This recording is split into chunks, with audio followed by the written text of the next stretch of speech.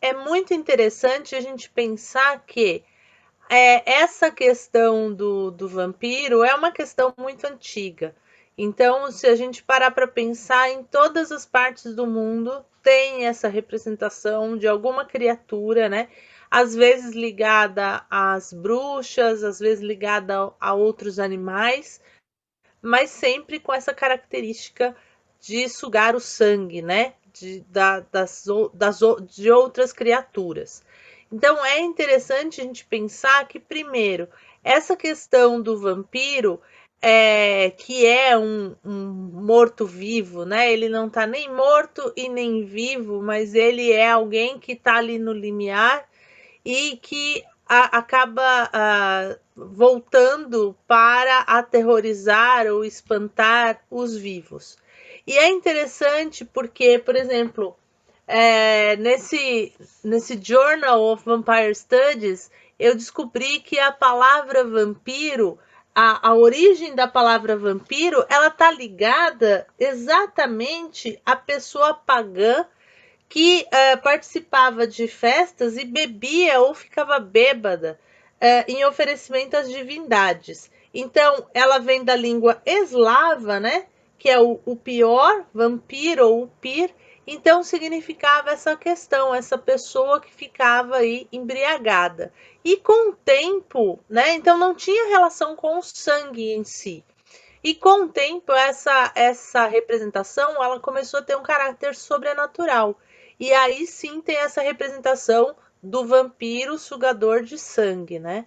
E é bem interessante essa descoberta aí. Ah, sim, é bem legal, né, Patrícia? Muito legal, realmente, o seu trabalho de pesquisa.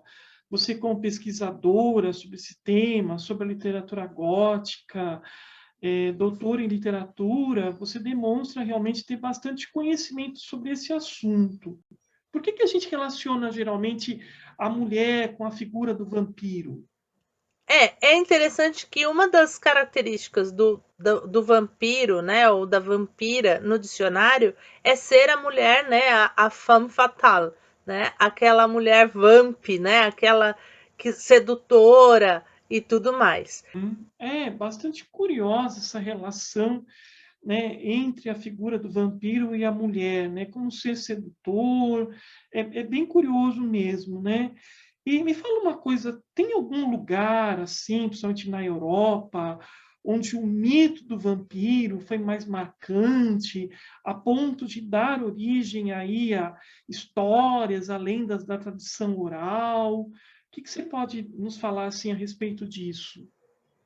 Bom, a gente tem na questão do leste europeu é muito forte, né? Com essa questão por exemplo, vurcolacas ou vricolacas, que eram mortos-vivos que atacavam, então, é, ou atacavam os animais ou atacavam as próprias famílias, né?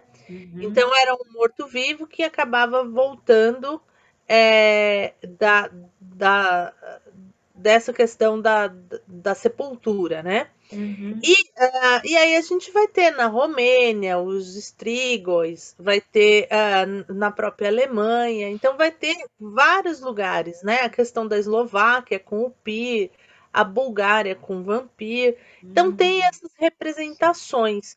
E algumas representações, elas são tidas como se fosse o próprio zumbi, por assim dizer, né?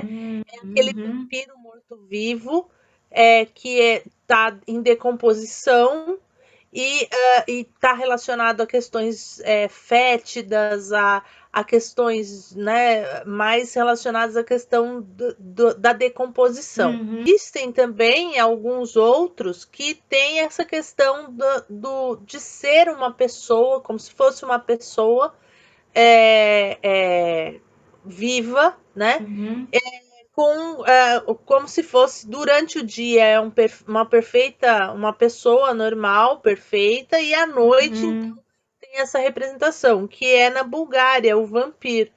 E aí essa representação é mais próxima do vampiro literário, que aí é uhum, essa questão do vampiro sedutor, é o vampiro uhum. mágico, né? Certo. esse tipo de vampiro, ele também, eu não sei se ele é conhecido pelo nome de ghoul, né? Alguma coisa assim, na literatura inglesa, principalmente. O Gol é como se fosse um fantasma, ele já Hum, vai mais pro lado das florestas, ele fica no meio das florestas. uhum, uhum. Seria alguma coisa mais relacionada com folclore. Uhum. Interessante, né? Muito legal mesmo, né? E, ô Patrícia, com relação às primeiras representações, né, da figura do vampiro, quais foram as primeiras assim obras em que a gente encontra uma figura com aspectos vampíricos? Você pode mencionar alguma obra assim para a gente ter ideia? É muito interessante porque, por exemplo, começou muito com a questão de poemas, né? Hum, Então, a gente tem em 1748, a gente tem o poema Der Vampir, o vampiro de Ozenfelder. Então, hum, ele tem uma temática de conflito religioso. Então, começa com essas questões mais na questão da poesia. Depois, em 1773, nós temos o Lenore, do Burger. uhum, E aí aqui é interessante, porque aqui a gente tem o refrão de Teuten Heiten Schnell, que é um hum, refrão que aparece no livro do Drácula. Então, uhum, na verdade, o poema em si não faz referências a vampiros, mas ele fala que ligeiros viajam os mortos. Então, essa é hum, a referência que Bram Stoker acaba usando no hum, livro Drácula, e aí é uhum, interessante a gente fazer essa conotação, né? E aí uhum, tem outras, a Noiva de Corinto, do Goethe, em 1797, a gente tem algumas outras, a Bela Dama Sem Misericórdia, de 1819, do John Keats. Então, uhum, começa a figura do vampiro, na verdade, começa na poesia.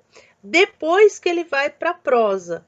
Então, o primeiro romance foi um romance alemão de 1801, chamado Der Vampir, do Theodor Arnold, mas que caiu no uhum, esquecimento. Ele acaba, a uhum, gente não consegue mais achar essa obra. E aí, uhum, depois, em 1816, o Lord Byron vai fazer o fragmentos de uma novela chamada Augustus Darvel, uhum, Byron, e que foi usado como base para o John William Polidori escrever o The Vampire, em uhum, 1819. uhum, Então, a partir dessa obra, desse conto do The Vampire, começou a se escrever várias peças teatrais. uhum, Em meados de 1820, foram várias peças teatrais. E isso também foi um incentivo para a popularização da figura do vampiro. uhum. É muito interessante, né? Essa imagem que nós temos do vampiro aristocrata. Quer dizer, se a gente for ver, na realidade, o vampiro ele já sofre uma mudança quando ele entra dentro do âmbito da literatura, ele já não é aquela criatura monstruosa, assim, no sentido de não ser feita, não ser assim uma espécie de zumbi em decomposição, ele já tem uma forma humana, ele já tem características, né, de um ser humano.